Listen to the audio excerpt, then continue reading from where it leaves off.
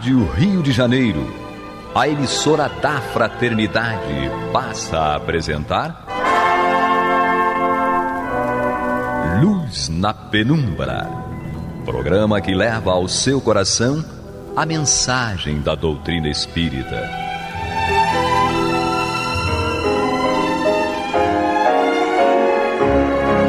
E com vocês, Eduardo Araújo, para o estudo de O Livro dos Médiuns, da obra codificada por Allan Kardec.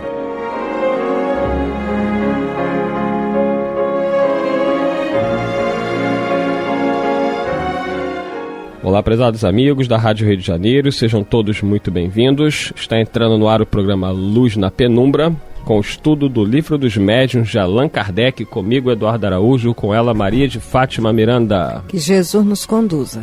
E Paulo Renato, que ainda não está conosco, né? Paulo Renato tem dificuldades para chegar aqui na rádio, mas semana passada ele não pôde estar. Vamos ver se hoje ele consegue vir. Enquanto isso, vamos nós dois aqui, junto com vocês, estudando o Livro dos Médiuns. Lembrando que nós estamos no capítulo 9, Lugares Assombrados. O item é o 132 e a pergunta é a de número 14 que nós estamos. Então vamos lá. Allan Kardec perguntou o seguinte: que pensar da eficácia do exorcismo para expulsar os espíritos maus dos lugares mal assombrados? É a primeira coisa que normalmente as pessoas pensam, né? Como que eu faço para expulsar esses espíritos que estão atormentando a minha casa? Um pensamento até compreensível. E a prática mais conhecida, né, no mundo, porque é uma prática da Igreja Católica, é o exorcismo. Então vamos ver aqui. E os espíritos respondem a Kardec: já viste alguma vez esse meio dar resultado? Não tem visto, ao contrário, as estripulias aumentarem de intensidade depois das cerimônias de exorcismo? É que os espíritos se divertem ao serem tomados pelo diabo. Os espíritos que não se apresentam com intenções malévolas também podem manifestar sua presença por meio de ruídos e até se tornando visíveis, mas nunca praticam estripulias que incomodam. Na maioria das vezes, são espíritos sofredores, que podeis aliviar orando por eles.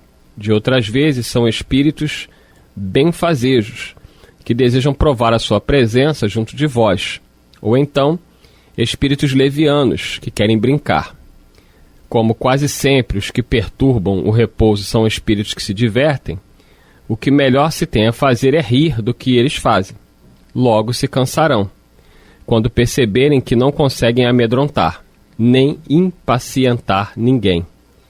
É interessante aqui, vamos dar uma parada, né, que a explicação continua, a resposta é longa, mas não para nós, né, Miranda, assim, não é uma coisa tão simples para a maioria das pessoas, né, não se amedrontar, né, como dizem aqui os espíritos, né, porque é algo que é diferente, né, você está dentro da sua casa e você vê um móvel caindo, você vê coisas se movendo, é natural que isso gere todo um medo, todo um constrangimento. Pois é, porque numa situação como essa, não é só o fenômeno em si, do móvel caindo, da pancada, é a energia, é a vibração também que é detectável, não é? Então, é uma energia às vezes antagônica, densa, e se a pessoa for facilmente impressionável, pode entrar realmente num medo mais paralisante. Não é fácil não, às vezes você está de noite, né? Vai ali no banheiro, de repente dá aquele barulho, opa, o que está acontecendo aqui? Por falar em fantasma, chegou o Paulo Renato. Seja bem-vindo, Paulo Renato. Obrigado, Deus nos abençoe. Semana passada ele não conseguiu, mas hoje ele conseguiu estar aqui conosco. Só para você se localizar, Paulo Renato, nós estamos aí no capítulo 9, né, dos Lugares Assombrados, o item 132, e nós estamos na questão de número 14. É a última. Tá. Entendeu? Questão de número 14, na resposta dos espíritos do primeiro, segundo parágrafo, né? Terminamos o segundo parágrafo da resposta. Mas Kardec diz que, sobre a questão do exorcismo, né, que na realidade, se nós agíssemos de uma maneira mais tranquila, né, orando, né, pelos espíritos, se forem sofredores, mas não se deixando intimidar, não tendo medo, eles logo se cansariam. Mas efetivamente, né, eu acredito, né, Kardec era um homem muito corajoso, sabia lidar muito bem com isso, mas é natural que a gente fique um pouco inseguro, né, com algo que nós não estamos vendo. Você está dentro da sua casa e de repente cai um objeto, a cadeira se move, é meio complicado, hein, Paulo Renato? Tu já passou por isso? Já, várias vezes. Como é que você lida com isso aí? No primeiro momento, claro, a gente tem uma certa surpresa, mas depois a gente trata as coisas com a naturalidade possível. A Miranda manda os gatos atacar os espíritos.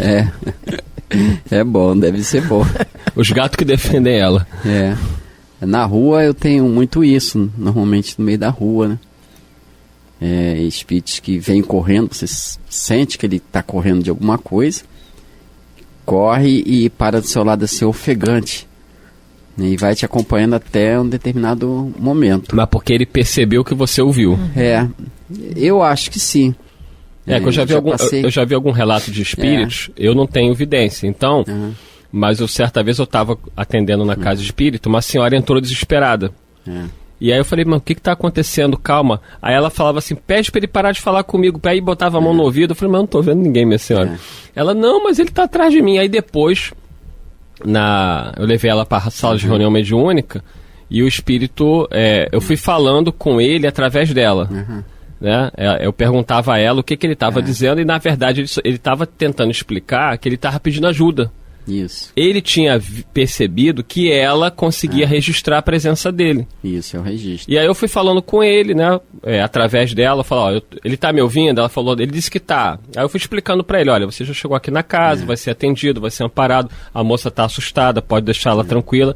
E ela falou, não, ele aceitou, ele foi embora. Mas provavelmente, às vezes, quando eles percebem que aquela pessoa tem uma mediunidade e viu, como é o seu caso, eles meio que ficam ali pedindo ajuda. E aí acompanham até... até... E às vezes até a porta de casa. Normalmente quando chega em casa, aí eu falo, não posso te ajudar aqui. Aí eu tenho uma conversa mental, né? Penso lá na instituição que eu frequento. Logo depois aquelas impressões ruins desaparecem. E dentro de casa com muita frequência no próprio trabalho, na própria casa espírita. Então a gente vai aprendendo a lidar com essas questões. Mas aí é mais uma percepção da sua mediunidade. Não chega a ser movimento de objetos, alguma coisa mais ostensiva. Só dentro de casa raramente, mas já tivemos esses movimentos várias vezes. Mas agora, graças a Deus, até porque a Alessi também tem a mediunidade, né? Então junto os dois... Então, graças a Deus, nesse aspecto específico, está mais tranquilo. Agora, as outras questões ainda, claro, permanecem.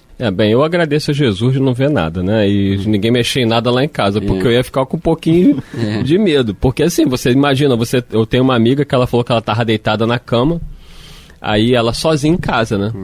Aí daqui a pouco a porta do quarto abriu, né? Aí ela ficou com medo de ser um ladrão, né? Ela é muito corajosa. Eu falei assim, menina, você é corajosa. Só que ela mora no alto, só se ela voasse pela janela, não ia ter jeito. Aí ela falou que o espírito abriu a porta, empurrou, olhou pra ela. Aí ela percebeu que era um espírito e ela ficou mais tranquila.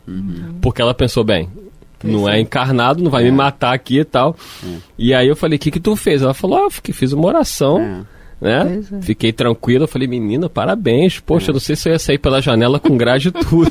Que não tem outra saída, né? A posição mais racional é essa, você fazer uma prece e dependendo das impressões que o espírito vem a causar, a pessoa deve realmente manter a concentração na prece.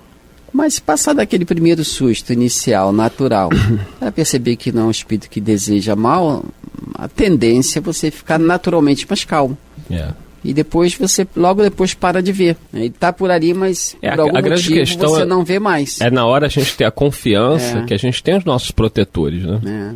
É essa confiança que nos falta. Mas assim, normalmente a gente lida bem com isso, porque a gente não está vendo. Mas quando tem uma manifestação ostensiva, né, tem casas mal assombradas, ditas mal assombradas, que os espíritos se manifestam de uma forma mais agressiva. Isso. Né? Derrubando coisas, quebrando coisas, promovendo barulhos enormes, e aí o pessoal vai na cozinha, não tem nada quebrado. Não tem nada. Então, assim, não há como dizer que isso de alguma maneira não causa um certo temor, né? Uma perturbação. Com certeza, porque até pode causar algum dano físico mesmo, dependendo de como a pessoa reaja. Sim. Pode causar algum dano físico à própria pessoa, né? Então tem que ter cuidado mesmo. Mas certa feita eu saindo do centro, lá da CF, eu sempre que vou pegar o carro eu falo, vamos com Deus, né? Aí alguém empurrou o meu banco, o banco do motorista. Empurrou por trás, como se tivesse botado 2 pés empurrado. Quer dizer, foi uma impressão física, digamos, foi um efeito físico, né? Aí eu falei, então vamos com Deus. Ou então era muito alto, quando sentou, as pernas pressionaram o seu banco. Mas eu acho que ele quis dizer que vamos com Deus, né? Porque eu falei, vamos com Deus, e imediatamente eu senti o banco empurrar. Quer dizer, eu entendi que vamos com Deus, foi uma afirmação de que estávamos com Deus. Aí eu repeti, então vamos com Deus. Vamos continuar a resposta aqui, né? Porque Kardec está falando da questão do exorcismo, né? E os espíritos estão explicando para ele, né, que essa prática, ao invés de afastar, ela às vezes faz com que os espíritos até aumentem o que eles estão fazendo, porque eles não levam a sério. E aí, no terceiro parágrafo da resposta, os espíritos dizem: com base nas explicações acima, concluímos que aí já é Kardec, né? Com base nas explicações acima, concluímos que há espíritos que se apegam a certos lugares, preferindo permanecer neles, embora não tenham necessidade de manifestar sua presença, por meio de efeitos sensíveis. Qualquer lugar pode servir de morada obrigatória ou predileta de um espírito, mesmo que seja mal, sem que isso implique necessariamente a produção de alguma manifestação da parte deles, que é o mais comum, né? A gente está sempre cercado, como diria Paulo de Tarso, em uma de suas epístolas, por uma nuvem de testemunhas, só que, normalmente, eles não se fazem presentes por efeitos mais patentes, ficam por ali por algum motivo. Os espíritos que se prendem a certas localidades ou a certas coisas materiais nunca são espíritos superiores, o que não significa que sejam maldosos ou que alimentem alguma intenção má. Não raros são até comensais mais úteis do que prejudiciais, já que podem proteger as pessoas pelas quais se interessam. Então tem espíritos, às vezes até familiares, né, que não conseguem encontrar um rumo após o desencarne, e se sentem mais seguros e confortáveis dentro da própria casa. É claro que isso não é bom nem para eles, nem para quem é o morador dali, mas não são espíritos mal intencionados. Tem espíritos que, inclusive, permanecem em determinadas residências por um bom tempo, um bom período. E há digamos, uma alteração na presença de encarnados ali, porque às vezes é aquelas casas que a pessoa aluga. Então, várias pessoas passaram por ali, foram morar ali. Então, de alguma forma, aquele espírito, se não for mal intencionado, ele pode prestar grande auxílio, até no que diz respeito a informes sobre moradores antigos dali. Muitas vezes, a gente pede radiação para os lares, para as famílias, e às vezes o endereço está obsoleto, o endereço já não é o mesmo. A pessoa bota tal endereço, mas às vezes ela já se mudou, foi para outro lugar, né? E quando o benfeitor, o espírito amigo, vai fazer atendimento naquele lugar, ela já não está ali, né? E aquele espírito presente que conheceu aqueles moradores, às vezes dá uma boa informação. Ele fala, não, ele realmente morou aqui, mas não mora mais. Ouvi dizer que ele ia para tal lugar. A pessoa pode estranhar isso, né? Mas o espírito que foi prestou auxílio, não sabia onde que era, necessariamente não, né? É um espírito bom, bem intencionado, faz o bem, mas não tem a largueza de vista espiritual suficiente para fazer abarcar porque existe uma ideia de que os espíritos sabem tudo. Depende da condição desse espírito. Né? Então esses espíritos que são comensais, que permanecem nas residências sem causar nenhum dano, eles realmente são, em muitos aspectos, em muitas situações, são muito úteis. Agora, a gente está encerrando aí esse capítulo, né? A questão do exorcismo, por que os espíritos normalmente não tomam a sério? Porque não é uma prática ritualística que vai afastar um espírito. Sim. Agora, mesmo que o padre exorcista seja uma pessoa muito bem intencionada, e ele pode até ter moral para fazer esse trabalho, né, e ter assistência espiritual, tem outros fatores que prendem os espíritos àquela casa. Então, por melhor que seja o padre, e pelas melhores intenções que ele possa ter e assistência espiritual, se os moradores da casa não fazem a sua parte, Miranda, aí não tem exorcismo que vai dar solução. Se o responsável pela casa convida, ninguém tem autoridade para simplesmente tirar, não é? Na sua casa você é o anfitrião. Se você convida, o vizinho não tem autoridade para chegar lá e dizer saia porque eu quero que você saia. É o que Jesus falou, né? É verdade. Do espírito mau que frequentava uma casa, sai e tempo depois ele volta com mais 7 e a situação do primeiro momento fica pior do que estava. Então é tudo realmente assear a casa num sentido espiritual. Às vezes a casa está bem limpinha, bonitinha, a casa física, mas no aspecto espiritual ela não é muito atraente para espíritos mais justos, mais nobres. E acaba virando morada de espíritos levianos, brincalhões, vagabundos de rua, como eles se expressam, aqueles espíritos que não tem para onde ir. Mas Kardec coloca aqui sobre poder oculto, talismãs, feiticeiros, sobre pactos. É interessante no Livro dos Espíritos, a partir da questão 549, quando ele fala de pactos e poder oculto, talismãs e feiticeiros, na 551. As respostas são interessantes. E está aqui também falando sobre bênçãos e maldições. Sim. Tem tudo a ver e tangencia aí essa questão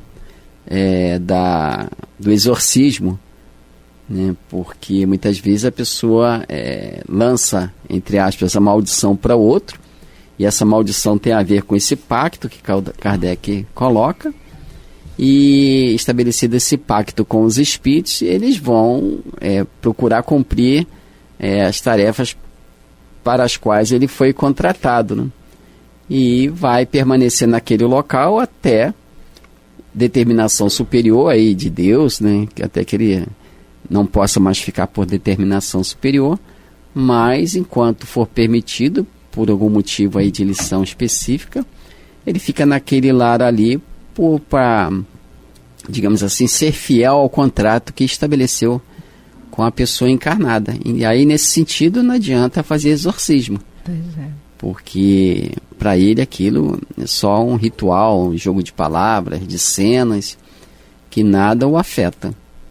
Não vai ter sentido. Nesse atual apartamento que eu estou morando agora, eu não conheço os proprietários, foi alugado, tal, tudo bem. Aí um belo dia, mas nós fazemos o culto, né? Antigamente o culto era às quartas-feiras. E teve um dia que eu estava preparando a salinha lá para o culto, e veio da sala em direção à porta da rua que estava fechada. Eu só vi quando passou. Era uma figura masculina. Eu vi mais ou menos do ombro para baixo, né? Estava com uma blusa regata branca, uma bermuda preta e a perna, porque era uma pele clara. Mas pela inclinação do corpo, passou olhando para a sala. Muito rápido, é tão sutil, é tão rápido que você fica na dúvida. Aí eu falei, não, mas passou. Aí foi em direção à porta, a porta está fechada. Mas é interessante porque no culto, na hora da oração final, eu sempre orei por todos os inquilinos que passaram naquele imóvel. Uhum. Orei pelos proprietários, aquele que já estava desencarnado, que Deus abençoasse e tal. Passou. Um belo dia, passou algum tempo, eu estava saindo do banheiro, entrando na sala, estava formando da cabeça para baixo, mas só formou até o pescoço. Então deu para ver o rosto meio embaçado. Aí eu conversando com o zelador, eu falei, o senhor sabe alguém que... falou o nome da pessoa, né, a proprietária, que agora também já está desencarnada, e falou do filho dela, que vivia ali dentro daquela sala. Não saía para quase nada e ele já tinha desencarnado também. Eu falei, então tá tudo certo. As orações do culto, de alguma forma, foram úteis. E um belo dia eu estou no quarto. Comecei a ouvir barulho no armário, que tem armário, aquele embutido. comecei a ouvir barulho batendo na porta do armário, de dentro para fora. Aí eu olhei em torno, contei os bichos, tava todo mundo comigo, eu falei, não tem nenhum bicho preso não, deve ser alguém aí, porque às vezes tem gato que se esconde dentro do armário, né? Eu falei, não tem ninguém preso, deve ser alguém que está dizendo que está presente. Aquilo não me incomodou, por conta dessa compreensão que a gente já tem, que se for alguma coisa ruim, não é esbravejando o meu medo que vai cuidar. Então a oração é a receita em qualquer situação. E aí, Paulo Renato? Justamente, e é o que menos é um medicamento que pouco é usado nos momentos de aflição, né? Naqueles momentos em que deveríamos parar realmente e pensar em Deus, não para nos livrarmos da pessoa que está ali, mas pedir a Deus a bênção para ela, para que ela encontre o esclarecimento, a paz que vem buscando. Então é importante isso, pedir aos benfeitores espirituais que conceda àquela pessoa os recursos de que ela precisa para compreender a própria situação e de alguma forma ter paz em seu coração, em sua alma, porque nós nos procuramos uns aos outros, encarnados e desencarnados, buscando algum tipo de auxílio, mesmo na condição de desequilibrado, muitas vezes nós estamos, acima de tudo, na condição do enfermo necessitado do medicamento da paciência, da tolerância. E, às vezes, nós não encontramos esses recursos no semelhante. E acabamos por ter agravado a nossa situação emocional. Aquilo que era um desequilíbrio controlado, às vezes, passa a ser um desequilíbrio destruidor, pernicioso, por causa das reações que o espírito encontrou. Nós também somos assim no dia a dia, né? Quando a gente está um tanto quanto desequilibrado, que normalmente isso acontece. Muito. Se alguém nos trata com mais aspereza, acaba que o nosso desequilíbrio se exterioriza potencializado e a gente faz coisas que depois se arrepende, mas já foi feito. O espírito é a mesma coisa, a gente tem que sempre lembrar disso, me parece. Como da expressão de Allan Kardec, da resposta que os espíritos deram a ele. Os espíritos são as almas daqueles que viveram na Terra.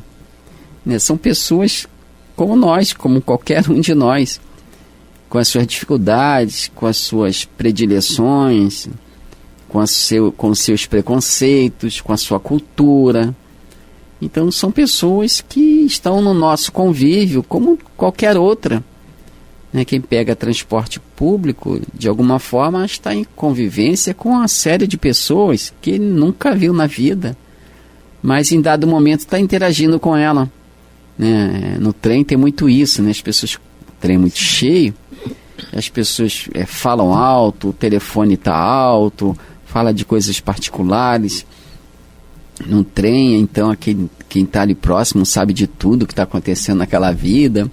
E sempre tem alguém que interfere, É interessante, parece até que é muito próximo. Daqui a pouco as pessoas estão conversando, pessoas que nunca se viram, estão conversando sobre questões particulares, se ajudando, às vezes incentivando o outro a fazer uma coisa que não deve, e outras vezes sugerindo a paz, a paciência. Quer dizer, são os relacionamentos humanos que se dão, tanto aqui quanto na esfera espiritual. Eu acho que a nossa grande dificuldade é porque a gente não consegue se relacionar bem aqui. E, naturalmente, às vezes a gente rejeita o outro, a convivência do outro, porque é diferente da nossa, porque pensa diferente, age diferente, se comporta diferente. Então a gente acaba transferindo essa maneira de a gente agir com o encarnado, a gente age com o desencarnado. É a pessoa que eu não conheço, está se metendo na minha vida, está me perturbando, então vou me livrar dele. Eu acho que é mais ou menos isso. A gente tem que procurar o próprio equilíbrio nas relações.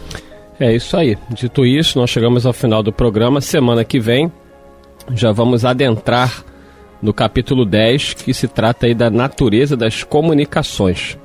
Muita paz a todos e até lá. Deus nos abençoe. Nos conduza. Você está ouvindo o programa Luz na Penumbra.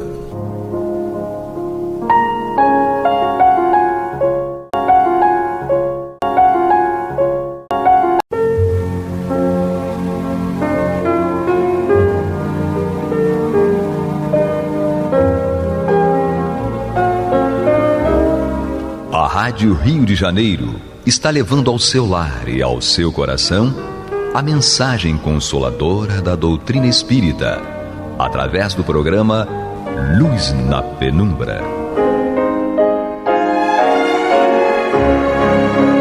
E agora com vocês, Amaury Santos e Astênio Oliveira, para comentar os textos da Revista Espírita de Allan Kardec no período de 1858 a 1868. Olá, amigos, irmãos, estamos de volta aqui para estudarmos a Revista Espírita de 1858 a 1868. Eu, Amaury Santos e Astênio Evangelista de Oliveira. Lembrando a vocês que colaborem com o Clube da Fraternidade 3386-1422 3386-1422. Astênio, vamos em frente, que agora eu estou curioso. E agora, enfim, a gente termina a revista de novembro de 1858. Tá? Porque o nosso tema seguinte, logo depois desse aqui, já vai ser na Revista Espírita de dezembro de 1858. Então a gente vê que a gente gravou durante alguns anos, né, Nossa Senhora, só a revista de 1858, né? A gente ainda vai ter que viver muito ainda para poder gravar as outras revistas. Muitas encarnações. Bom, então vamos lá. O tema o último tema que consta da Revista Espírita de novembro de 1858, Kardec informa que são variedades, né? Então, como se fosse assim, é um tema que está entre muitos, né, que ele recebia. Curiosidades, né? Isso é curiosidades. E que ele, nesse caso aqui específico, ele chama de o general Marceau, né? Escreve Marcial. Então, umas aparições desse general aqui depois de morto, tá? Então, ele fala assim, a Gazette de Cologne publica a seguinte história que lhe foi comunicada por seu correspondente de Koblenz e que é atualmente o assunto de todas as conversações. O fato foi relatado pela Patrie, na outra revista, né, do dia 10 de outubro de 1858. Então, o fato foi relatado por essa revista e que foi republicado na Gazette de Colônia. Então a gente vê que Kardec está colocando aqui na Revista Espírita algo que está numa outra revista, né? Bom, o que está na outra revista a respeito do general Marceau é o seguinte: sabe-se que abaixo do Forte do Imperador Francisco, perto da estrada de Colônia, encontra-se o monumento do general francês Marceau, que tombou em Altenkirchen e foi enterrado em Koblenz, no Monte Saint-Pierre, onde se acha atualmente a parte principal do forte. O monumento do general, que consiste numa pirâmide truncada, foi mais tarde removido quando se iniciaram as fortificações de Koblenz. Todavia, por ordem expressa do falecido rei Frederico III, foi reconstruído no local em que se encontra atualmente. O senhor de Stramberg, que em seu livro, né, que seria o Rheinischen Antiquarius, dá uma biografia muito detalhada de Marceau. Relata que 2 pessoas julgaram ter visto o general à noite, por várias vezes, montado num cavalo e usando o manto branco dos caçadores franceses.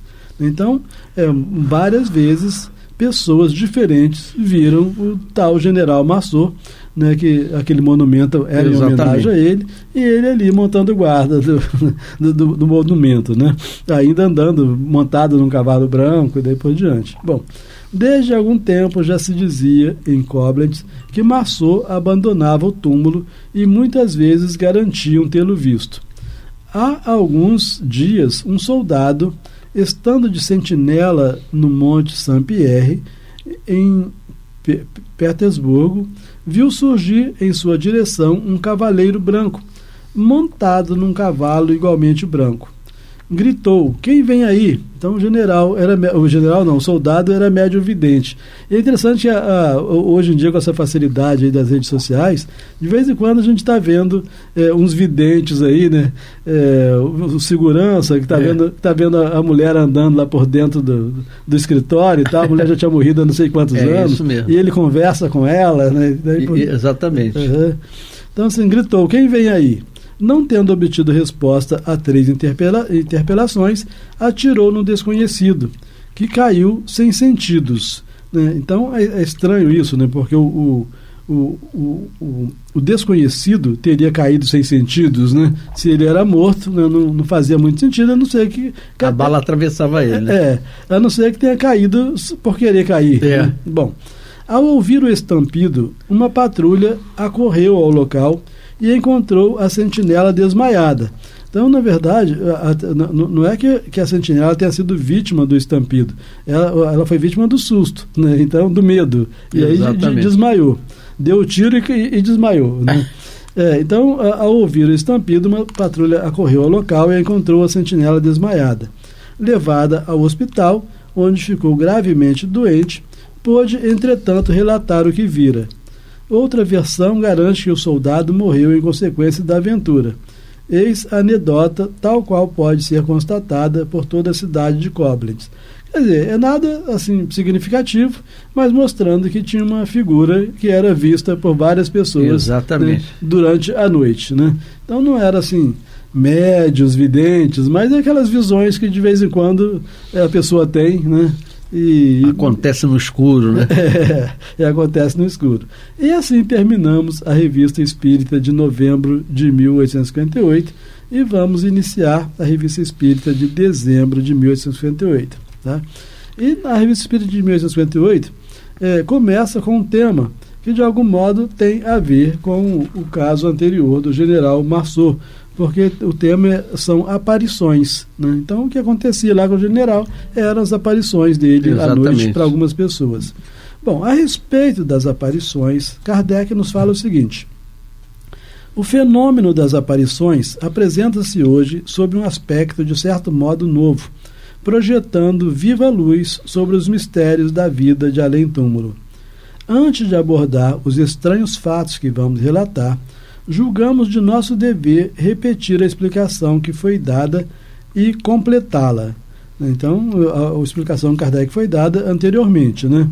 Não se deve de maneira alguma perder de vista que durante a vida o espírito se encontra unido ao corpo por uma substância semimaterial que constitui um primeiro envoltório e que o designamos sob o nome de perispírito.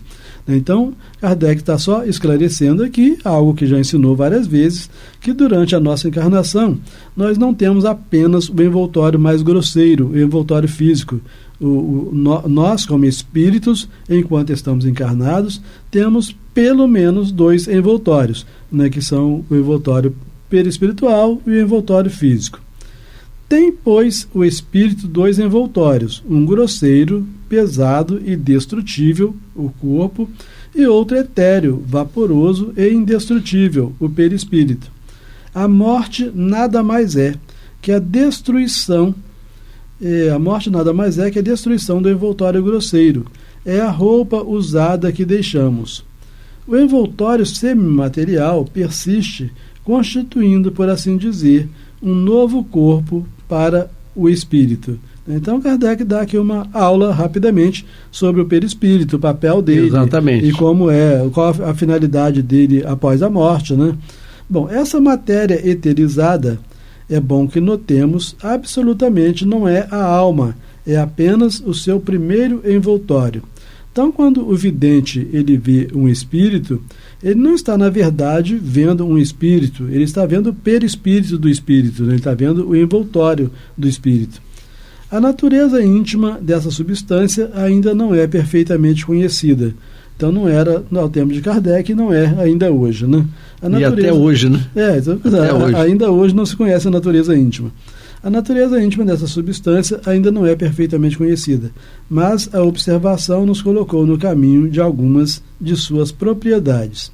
Sabemos que desempenha um papel capital em todos os fenômenos espíritas, ou seja, em todos os fenômenos mediúnicos, né? Sem o perispírito, os fenômenos mediúnicos seriam impossíveis.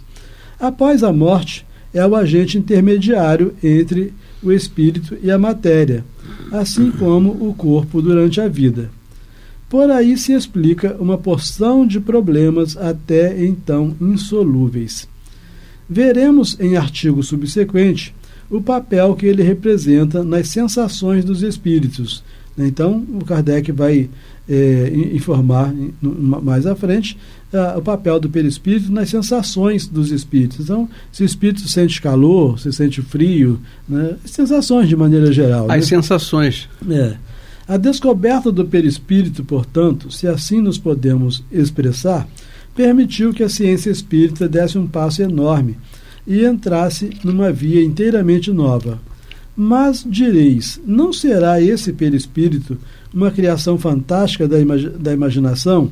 Né? Então, os contraditores poderiam dizer que perispírito é uma mera imaginação, né? Bom, não seria mais uma dessas suposições feitas pela ciência para explicar certos efeitos? Não, não é obra da imaginação, porque foram os próprios espíritos que o revelaram.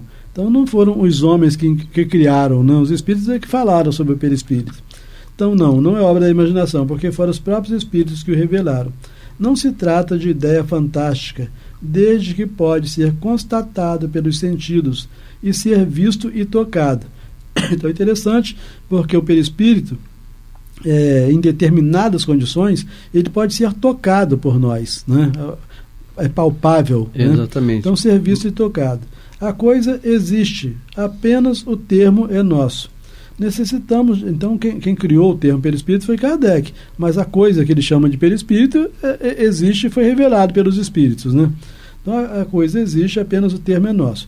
Necessitamos de palavras novas para exprimir coisas novas. Os próprios espíritos o adotaram nas comunicações que tivemos com eles. Então, embora o termo tenha sido criado por Kardec, os próprios espíritos passaram a adotar esse termo criado por Kardec, né? Por sua natureza e em seu estado normal, o perispírito é invisível para nós, no estado normal, porque se ele estiver materializado, nós podemos ver, qualquer um de nós. Podemos ver, apalpar, né? Não precisa ser médium para poder fazer isso. Por sua natureza, em seu estado normal, o perispírito é invisível para nós, embora possa sofrer modificações que o tornam perceptível à vista, seja por uma espécie de condensação, seja por uma mudança em sua disposição molecular. É então que nos parece sob uma forma vaporosa. Então, a gente até me lembra, né, de um caso ocorrido, uma experiência com Gerson Simões Monteiro, em que ele sentou-se no colo do pai dele desencarnado, o pai já desencarnado há anos, né, e numa reunião de materialização em Caratinga, o Gerson, que era pesadinho, ele era gordinho, né? Ele se sentou no colo do pai dele desencarnado. Então vê a que ponto pode chegar a condensação do perispírito, né? Mas a condensação, termo que utilizamos à falta de outro melhor, mas que não deve ser tomado ao pé da letra. A condensação, dizíamos, pode ser de tal intensidade que o perispírito possa adquirir as propriedades de um corpo sólido e tangível, conquanto seja capaz de retomar instantaneamente o seu estado etéreo e invisível. Então, ele não tem que ir se desfazendo aos poucos, ele se desfaz automaticamente, né? Bom, podemos ter uma ideia desse efeito pelo vapor, que é capaz de passar da invisibilidade ao estado brumoso, depois ao estado líquido, em seguida ao sólido e voltar ao estado brumoso. Exatamente. Esses diferentes estados do perispírito são produto da vontade do espírito e não de uma causa física exterior. Então, o perispírito só é alterado, modificado, a aparência, enfim, por vontade do espírito. Né? Mas a gente vai ver em obras do André Luiz, por exemplo, que pode ser modificado pela vontade de outro espírito. Né? Então, a gente já viu obra de André Luiz em que uma mulher que teria feito muitos abortos durante a sua última existência, no umbral ela foi transformada por aqueles espíritos, né, dominadores e tal, transformada em loba. né, e com todas as aparências de lobo e saiu correndo como uma loba. Né? Então a gente vê que o perispírito pode ser alterado até nesse sentido e pela vontade de outro, né? E não só pela vontade do próprio espírito. Quando ele nos aparece, é que dá ao seu perispírito a propriedade necessária para torná-lo visível. E essa propriedade ele a pode estender, restringir e fazer cessar à vontade. Nós vimos em um dos nossos programas um espírito, né, que para se fazer pintado, né, para ser reconhecido pelos seus familiares, etc., ele teve que se esforçar para voltar à aparência que ele tinha antes de desencarnar, né? Bom, aí prosseguindo aqui, dizendo Kardec, outra propriedade da substância do perispírito é a depenetrabilidade. Nenhuma matéria lhe opõe obstáculo. Ele as atravessa todas, como a luz atravessa os corpos transparentes. Então não adianta fechar a porta que ele passa. Ele passa, né? Então o que a gente pode é selecionar os espíritos que entram na casa da gente a partir do ambiente que nós criamos em casa, né? Se a gente, perfeito. Se a gente deixa o ambiente... o pensamento, né? As palavras, as brigas, essa coisa toda. Então, já que a gente mesmo não se respeita, não respeita os familiares, não há razão para os espíritos nos respeitarem também, né? Bom, separado do corpo, o perispírito assume uma forma determinada e limitada. E essa forma normal é a do corpo humano.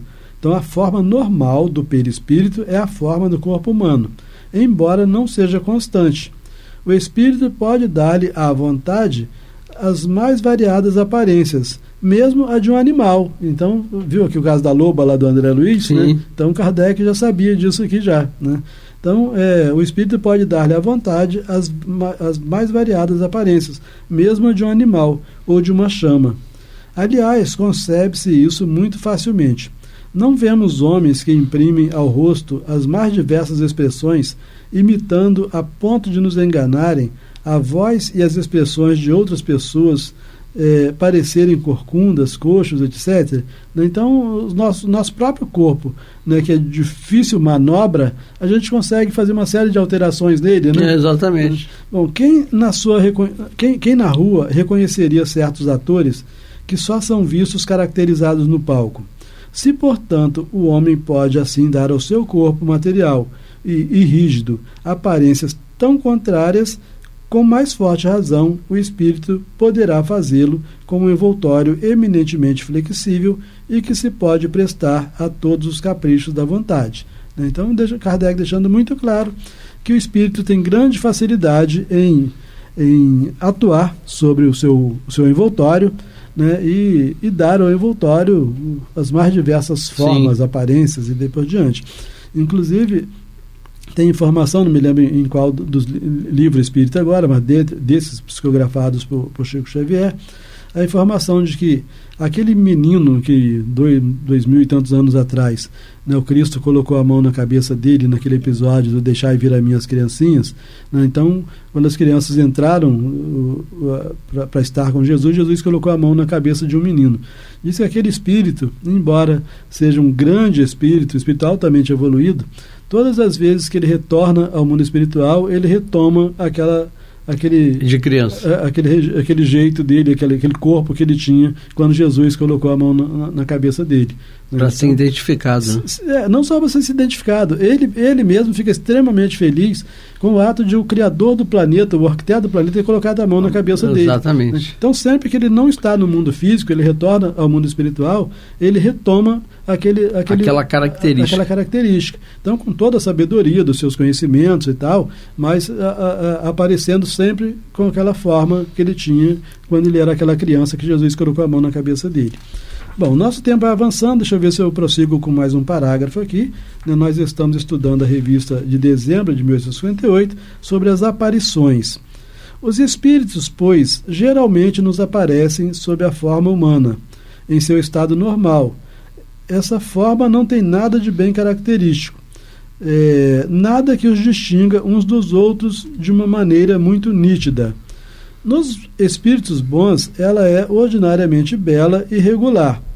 Longos cabelos flutuantes, então já que eles podem alterar, então mesmo que na última existência eles tenham sido carecas, eles podem, né, colocar longos uma cabeleira. Longos cabelos flutuantes sobre os ombros e túnicas a envolver-lhes o corpo. A Ivone do Amaral Pereira descrevia o Victor Hugo, né, com uma beleza incrível, sempre vestido de azul, né, brilhante, sim, etc. Então, longos cabelos flutuantes sobre os ombros e túnicas a envolver-lhes o corpo. Quando querem, porém, fazer-se reconhecidos, tomam exatamente todos os traços sob os quais eram conhecidos e, quando necessário, até mesmo a aparência do vestuário. Assim, para exemplificar, como espírito, Ésopo não é disforme, porque o Ésopo, como homem, era disforme, né? Então, assim, para exemplificar, como espírito, Ésopo não é disforme.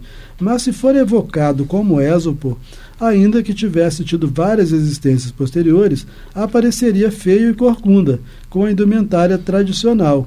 Porque se ele aparecesse com outra forma, ninguém ia reconhecer, né? Exatamente. Bom, essa vestimenta, talvez, é o que mais espanta.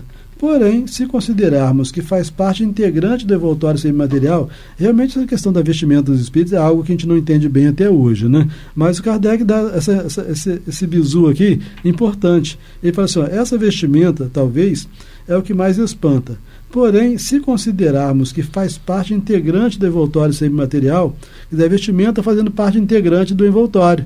Então, uma vez que ele pode alterar o envoltório à vontade, ele altera também a vestimenta à vontade. Exatamente. Né? Então, quer dizer, isso lança luz sobre dúvidas nossas atuais. Se eu fosse um espírito e não quisesse aparecer para você, porque eu tive contato com você, eu apareceria com uma roupagem diferente que você não me reconheceria. Sim. Quando eu quisesse fazer o reconhecimento, aí você, puxa, é o Amauri.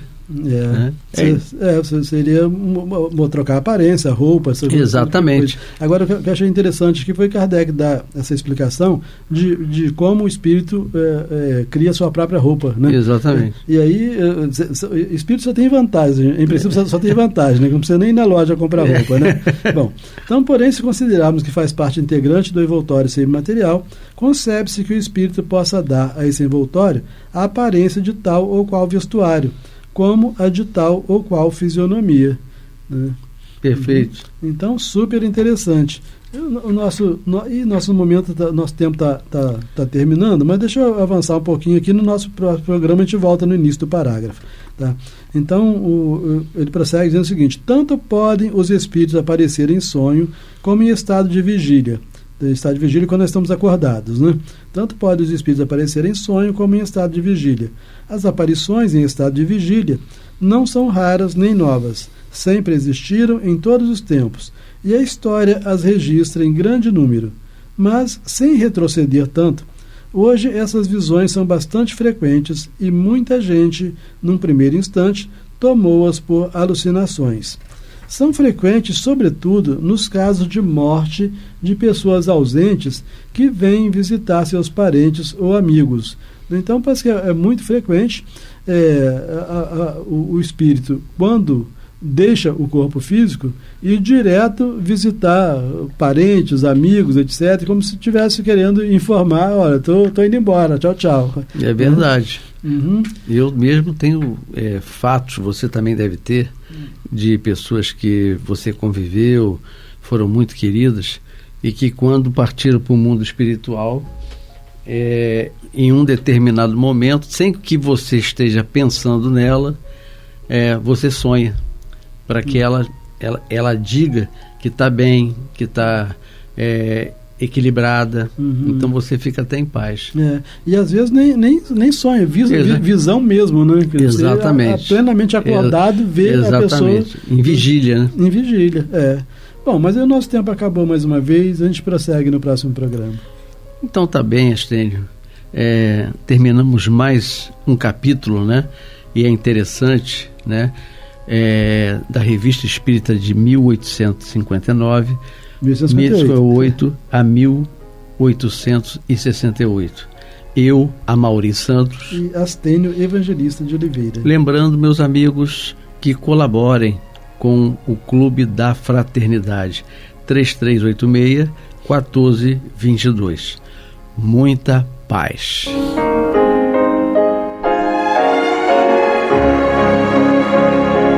E vamos ouvir agora a prece de encerramento de nosso programa, na voz de Geraldo de Aquino. Jesus, dá-nos coragem para a luta, piedade para os insultos e misericórdia para as injustiças e ingratidões. Limpa nossa alma de inveja e ambições mesquinhas, de ódio e de vingança o nosso caminho. E que dentro em pouco, ao recolher-nos de novo ao calor do nosso leito, para que o sono nos dê a paz e o esquecimento das tristezas humanas, possamos sentir, Senhor, no mais íntimo de nosso ser, a doçura indefinível do Teu amor e a grandeza incomparável da Tua divina presença. Que assim seja.